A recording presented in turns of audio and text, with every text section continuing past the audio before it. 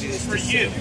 Is there any merit in Anything else in life, I don't know why it would make sense here. self-righteousness of thinking And the Bible actually tells us that we can know that God exists from what He has made.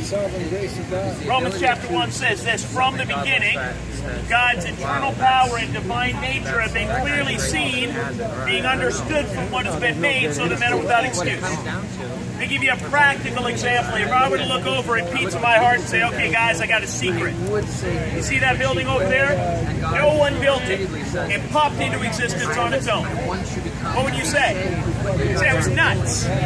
Because buildings don't build themselves. There had to be a builder, contractor, architect, even if we can't see him or her. In the same way, if this were hanging in one of the store windows across the street, you were walking down the street and saw the painting, you wouldn't look at it and say, wow, it's amazing how that came into being by natural processes over long periods of time. That's ridiculous. Because whenever you see something that has purpose and design, that always indicates an intelligent mind behind it. There's always intelligence as the cause when you see something like this. So buildings demand builders, paintings demand painters.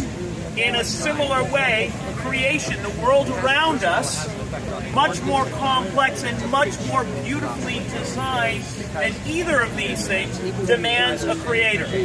And that is not a leap of faith, that is a step of logic. But it's a step of logic we don't always like, and we'll talk about why in a minute. So, we can know that God exists from what He has made, but let's talk now about God's character. Because if there is a God, and there is, we want to know something about how He's going to treat us. That's important too. So is God, which one of these is God? If you can guess what I'm writing, go ahead and yell it out.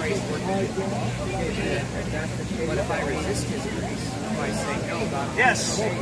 So is God a good and loving Father, or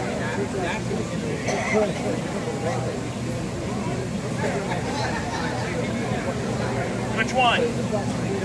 So is God a good and loving Father, or is God a just judge? Which one?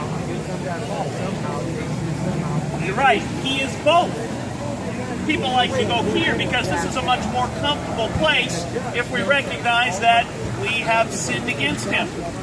But Exodus 34, one of my favorite passages, this passage is right after God had come down and given the Ten Commandments to Moses. And then God came down and described His character. It says, the Lord descended in a cloud and stood with them there, and the Lord proclaimed the name of the Lord. You can't get closer to the source than that. And He said this, the Lord, a God merciful and gracious, slow to anger, abounding in steadfast love and faithfulness, but who will by no means leave the guilty unpunished.